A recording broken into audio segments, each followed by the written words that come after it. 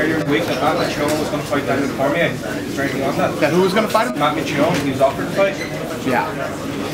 He turned the fight down. Really? Yeah. How come? What was the excuse? Thought he wanted to fight anyone. Fucking insane. It's insane to me, man. It makes no sense and it's insane. A little bummed out by it.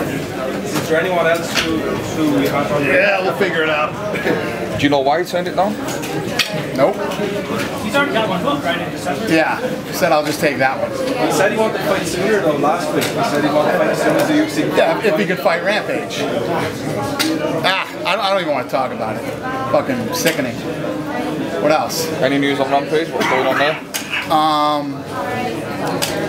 What do you mean? Well, because he said he wanted one fight and he was leaving, and now he's injured. Well, he's got one fight left on his contract. Right. Well, has the mood improved between you and Rampage? Has the mood improved between us? I mean, it's always, you know, hit or miss, man. Like I said last week, he either loves me or wants to kill me.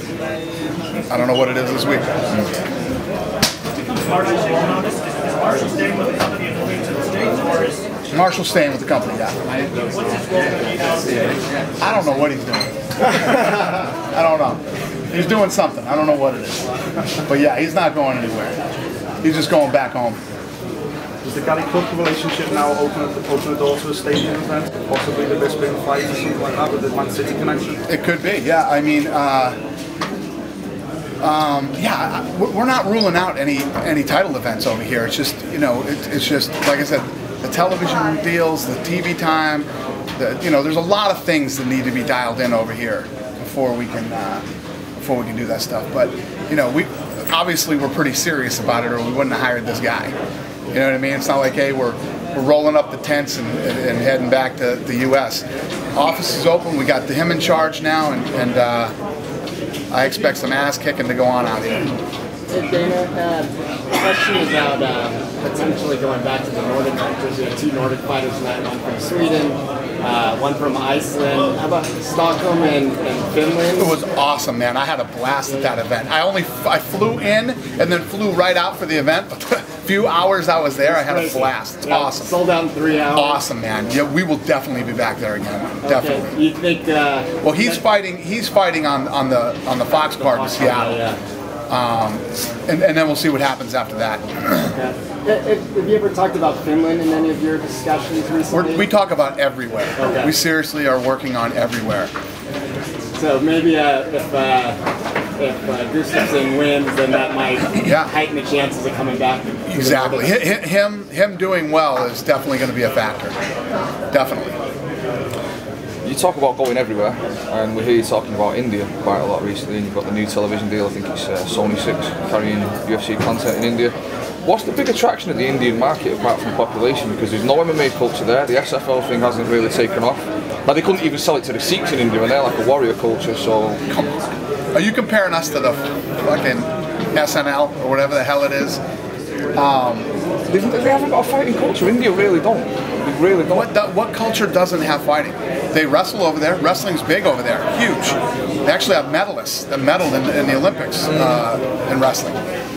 Every culture in the world has a fighting culture.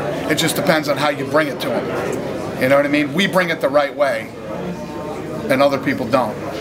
Is it like the Indian wrestlers, the Olympians, that you may target to go on the Indian version of TUF? Yeah, well, definitely, yeah. In any market that we've gone in, markets that, you know, 8 years ago you would have said we're weak as far as fighting goes. They're not weak now when it comes to mixed martial arts. I mean, really look at what we've done globally over the last 12 years. The UK was weak. The UK was very weak. The first time I ever came over here, there was like 3 guys training in MMA. It was like one gym. But at the same time, just opened. But at the same time, at that time, you could have gone into, like, you know, any downtown area on a Saturday night and seen 100 fights in the car park, whereas I don't think in India... So nobody fights in India? I don't know, probably. Does it? You're saying some crazy shit right now. Of course they do. Fighting is everywhere, man. Wherever there's 2 men sitting around and hanging out and having some beers or whatever, there's a fight, okay? Fighting exists everywhere, all over this planet, from, you know, India to the US to everywhere. It's about going in and cultivating a market and educating a market about mixed martial arts. Actually, China had nothing. China had no MMA whatsoever. They had a bunch of different, traditional styles there. It's about going in, and every time that we put on a live event, there's this explosion, and gyms start popping up. People start training. This is the new martial art. This is the martial art that people train in. There's just some places that have to be cultivated. Mexico needs to be cultivated. Mexico's 100% boxing. Why have you not been to Mexico yet? It's like I said, the three no-brainers: the U.S., Mexico, and UK, were the three toughest nuts to crack. Man. It's been tough. Yeah. So you're going into China. You're going to Macau, which strictly speaking isn't like mainland, it's like an autonomous region, right? It's like they call it Las Vegas of China. And I think if you go into mainland China, you need like a license off the government or something. You got to start somewhere, and then it starts to spread throughout the rest of the country. And Macau is the easiest place for us to get in and put on an event. Right. The bottom line is we know what the fuck we're doing. Everybody else doesn't. So just sit back and watch what happens over the next few years. I trust you. Trust me, we got this shit ready to roll. An update on Ludwig's knee. This is like the second time that kind of thing's happened to you in the last few years. What's Dwayne Ludwig, do you have an update on his knee? No, I don't know. Yeah, that poor guy, man. He can't catch a break. Yeah, he can't catch a break. That kid. He's a good guy too. What about Kyle Kingsbury's injury? Yeah, we don't know yet either. I haven't heard about any of the injuries yet. I know they're at the doctor. But if that isn't a broken orbital, I don't know what is. That eye swelled up so fast. You don't see eyes swell that fast. There was a rumour that Shane Carwin may have hurt his knee and been out of the Nelson fight. Is that true at all? No, not true. I mean, as far as I know, I haven't heard that. Well, I would assume I would have heard that by now, but I haven't. And just get your thoughts on Nick Diaz planning to appeal his suspension with the Nevada State Athletic Commission. On what? Nick Diaz planning to appeal his suspension. Good luck with that. I hear you. Okay, everybody's asking about the new countries and new markets, so I have to ask about Poland, because that's a huge market in Europe. Is there any plans about, UFC in Poland? That's a good question. We haven't talked. That's about the only country we haven't talked about. Yeah, is Poland. That's what I'm here. Yeah. Poland is about the only one we haven't talked about. Yeah, but probably Croatia, not too. Yeah, right. No, it's true. It's true. But coming back to Poland, what can you tell us about the plans and? None. None. We have no plans right now. Plans. No plans whatsoever for Poland right now. Okay. France, China, India, Italy. And a lot of stuff going on here in the UK. That's actually surprising, because one of the biggest organizations in Europe in MMA, KSW, is from Poland. Actually. Really? Yeah, and I didn't even know that. Okay. No, it's good. You're educating me. I like hearing it. Is Joe Silva responsible for sourcing talent for all the international shows? Or is he responsible for what? Sourcing the talent for the overseas shows, or the non-US shows? More Sean Shelby. We sent, like, for instance, when we went into China, we sent Sean Shelby over there. Is Gary Cook going to get a guy to source European talent, or is that still going to be US based? We really do it US based, yeah. Sean and Joe do it. Sir, are you thinking about organizing regional championships? So, for example, like champion of Europe, because at the end you will have to do it in 5 or 6 years. We've talked about it. We're still kind of kicking around how to organize the whole thing, but yeah, we have talked about it. Because we are running pay-per-view for you in Croatia, and we have a problem with time difference. Yeah, the show I know. starts at 4 o'clock and it ends in the 8 in the morning, so it's a big problem. We're working on all that right now. We're working on all that. We're flipping the script. Like I said this at a press conference a few weeks ago. You got all these guys out there, promoters, that are all watching what we've done and running in the same direction that we're going a completely different direction here in the next couple of years. We're going to change everything again. We're going to change everything. It's going to be interesting. Have you fighted an opponent for Daniel Cormier yet? We haven't. No. We were just talking about that. That's right.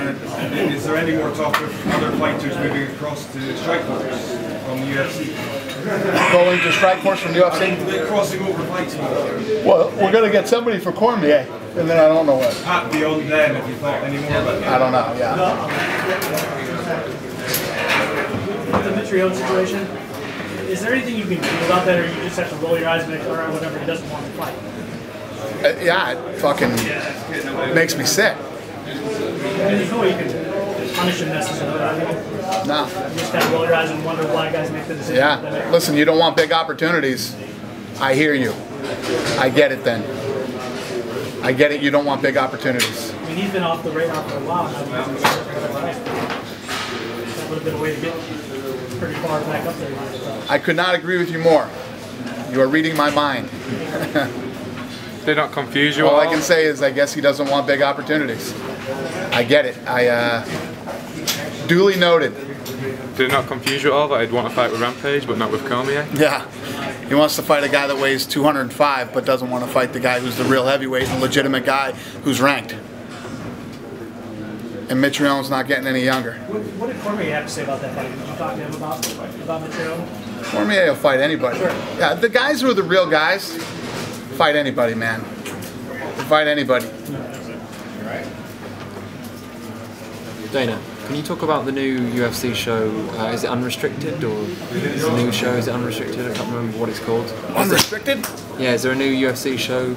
Ariel Hawani was tweeting about it earlier. I didn't know if there was a new I don't show. know. No? Could be. Alright. Could be. I don't know. It's something that's coming on Fuel? Yeah. Okay. He said it was to do with the fight week building up to UFC 148. Where's Borsari? Is he in here? Is Craig in here? Nah, that's all right. I don't know.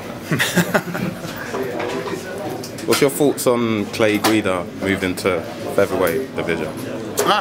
It's interesting. You know, he's strong. He's got cardio for days. But the guys at that weight division are a lot faster, man. There's going to be some fast guys. So we'll see what happens. After his disappointing performance last time out, was he encouraged?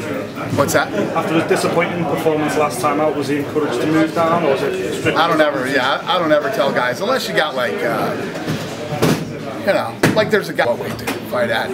Because Cormier's mentioned that a lot as well. That when he comes over to the UFC, he's going to go down to light heavy. And right. Is that something you guys are obviously excited about with John Jones? And yeah. The possibility. Yeah, that'd be interesting. Double champion matchup. Yeah, I like it. Whereabouts in Africa are you thinking of going? Africa? Yeah. Because Gary Cook's got Africa as part of his job description, so I guess Africa must be on the menu. It's on the menu. We're working on it. Whereabouts? South Africa. And we actually had a TV deal in Africa for a while. And then right when we first bought the company, we were on in Africa. And then, you know, we're looking at other opportunities over there right now. If you guys were to add more shows here and there, fix me up here if I'm wrong, would that have to come at the expense of other shows in the United States, for example, based on the current TV deal? Or would you be able to do 6 shows a year here and you can still do as many as you do around the rest of the world, and maybe just structure differently with the TV deal you guys have with Fox? The answer is yes. Are you maxed out with Fox right now? No. It's when I try to, first of all, I can't tell you guys everything that we're doing. So when I try to explain it, it's half-assed. So I'm serious. When I see reporters back home trying to fucking write out our business model, here's what they need to do to shut the fuck up. It drives me crazy. You have no idea what's going on, and you guys are trying to jump in the middle and start talking about what's wrong and how to fix it. You know, these guys that start writing these stories about what's broken and what needs, it drives me nuts. Not me, No. I don't mean you guys here. I mean other reporters. You have to sit back and just watch. And we're changing everything up. Things are going to be done completely different than they were. The answer isn't do less shows. Okay. Now back when we were doing 5 shows a year, we were doing 8 shows a year. You can't grow the sport with 5 or 8 shows a year. You can't bring enough talent. Enough guys can't make money. Enough guys can't, you know, and you can't cultivate all these different markets. You have to have fights to have fighters, and to get it done and do it the right way, you got to have the TV deals.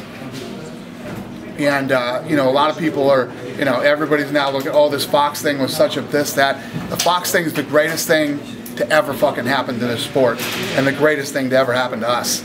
And it'll really be all fleshed out in the next 3 or 4 years. It's gonna be great. Just a lot of work. First thing I said when I told you guys we did this deal is a lot of work, man. There's a lot of work to be done. But Gunny Nelson said he wouldn't mind fighting again soon. So did Pickett. Yeah. Pickett said he wants to fight in Australia. So. Do you think we'll see Gunnar Nelson before the end? We'll see what happens. You know, we're always looking for guys, and guys are always getting hurt.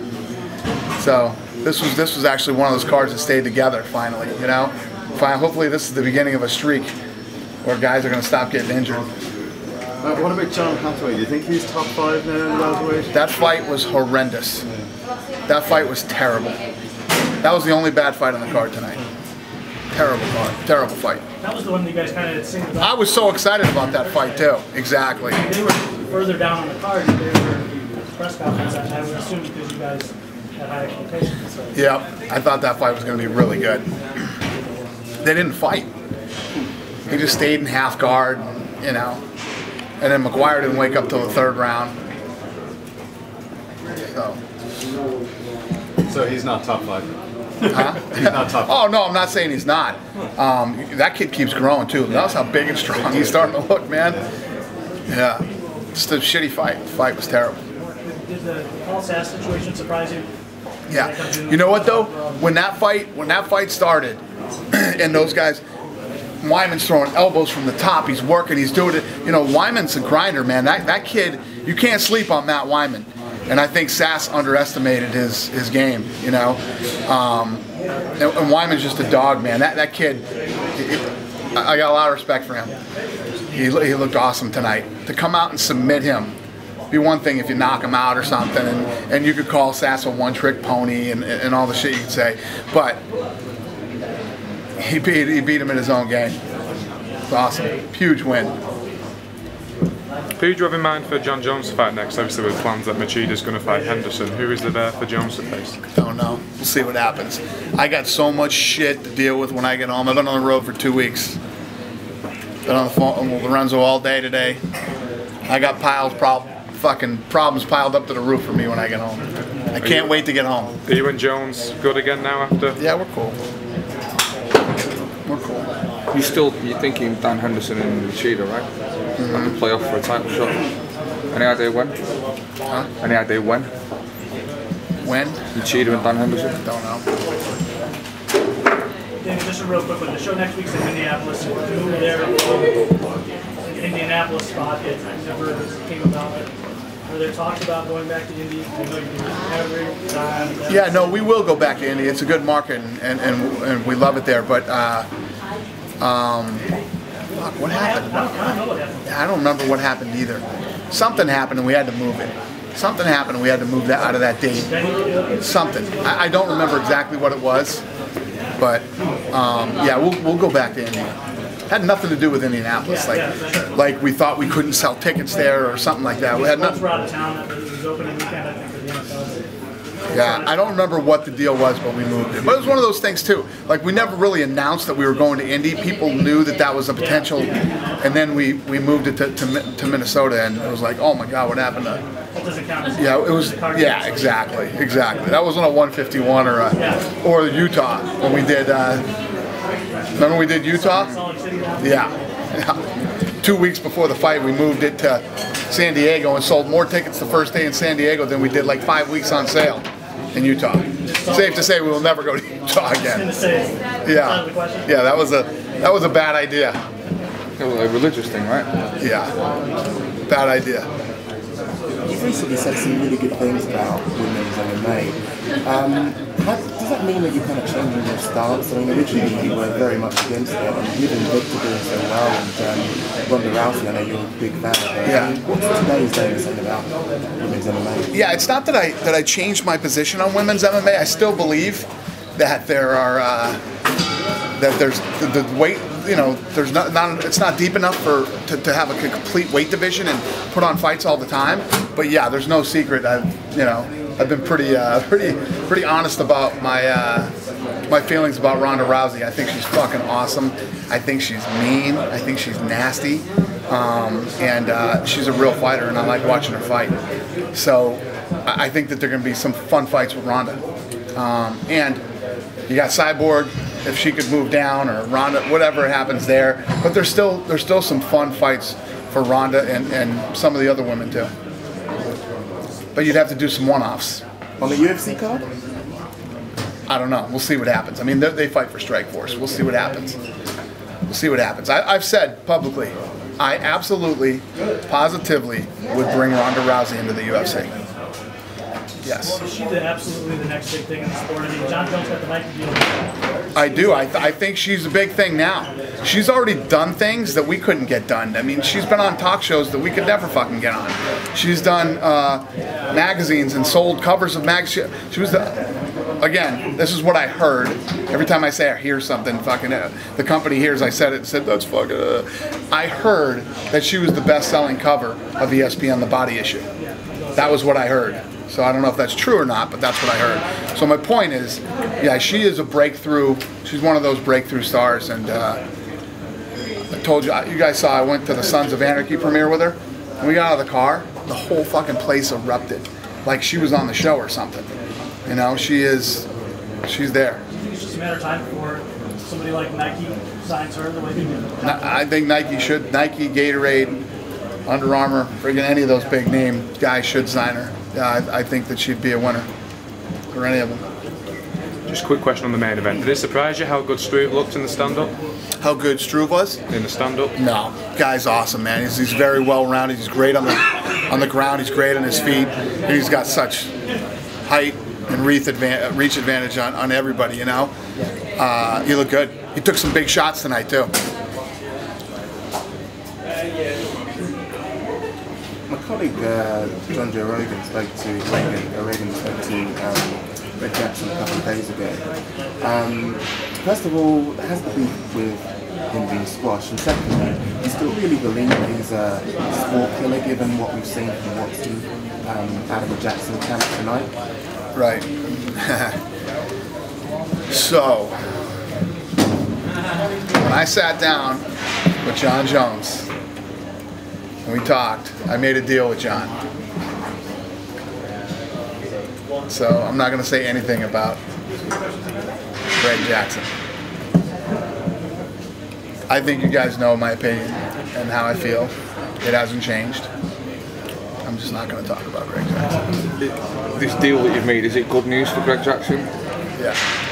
Yeah? Yeah, oh, it's good news. I will keep my big mouth shut about Greg Jackson. Right. That's part of my deal with Jones.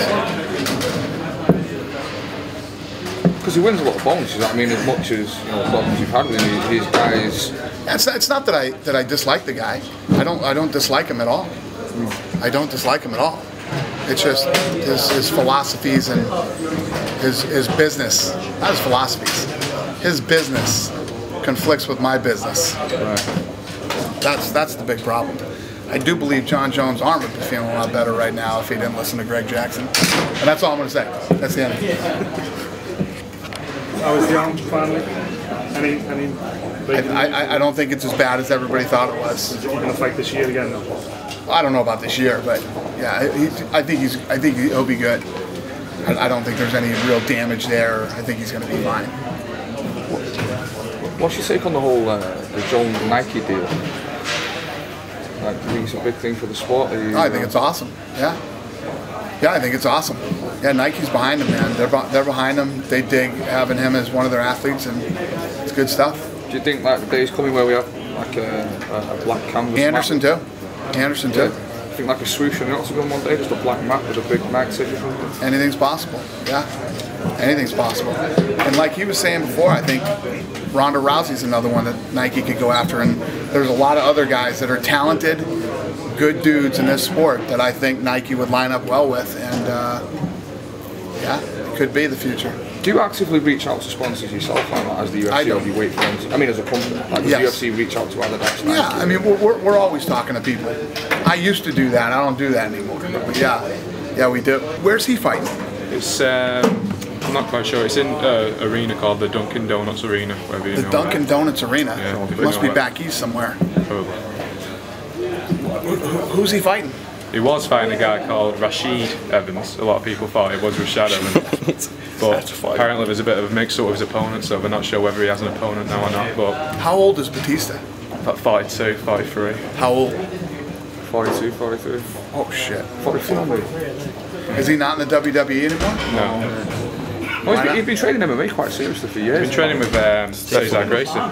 Caesar? Yeah. And Stefan Bonner as well. He's been training with Hey, him. good for him, man. If he can do it, good for him, you know? I think Bonner was working with you guys called Bonner. Really? Good for him, man. Hey, listen, I don't know the guy. I don't know anything about it or anything about him, but, you know, it's cool. I think it's great if other guys are getting involved in MMA and he wants to give it a shot, you know? If he was able to rack up a few decent wins, would you consider taking him on? I don't know. I couldn't honestly answer that question. I'd have to see what happens. What would you say your upper age limit is? When Brock came to me and he was 1-0, told me he wanted to fight in MMA, I said, "You fucking crazy, dude! You're gonna get killed up here, you know." And the only reason I took him into the UFC was because of his wrestling background, you know. I said, "We'll give it a shot," and look what he did. So, never say never. Plus, Brock was, you know, still relatively young. Yeah, but a I guy agree. like Batista, like, what's the oldest kind of age you would consider to take a guy on? The other thing, it's not even about me considering taking him on. Will the athletic commission approve it? You know, I mean, to come fight in the UFC, you're fighting real guys. You're fighting tough guys. So the athletic commission would have to agree with it too. I mean, we always do the right thing in picking guys that, you know, we know aren't going to get outclassed and get hurt really bad and do some bad matchmaking, you know. But I don't know. It's all. I mean, it's all speculation. I don't know what would happen or what he's going to do in his career. So we'd have to see. Just to bring you back to sponsorship, I remember you not being a big fan of UFC sponsoring. Of UFC what? UFC sponsoring fighters. Right. Somebody asked me that tonight. I'm still not a big fan of it. I still don't like it. So, all right, okay, where do we stand then on UFC sponsorship? I think we're, you know, I hope we're on our way to phasing it out. I don't like it. It was a decision that was made, and I don't think it was the best decision. So, we'll see what happens.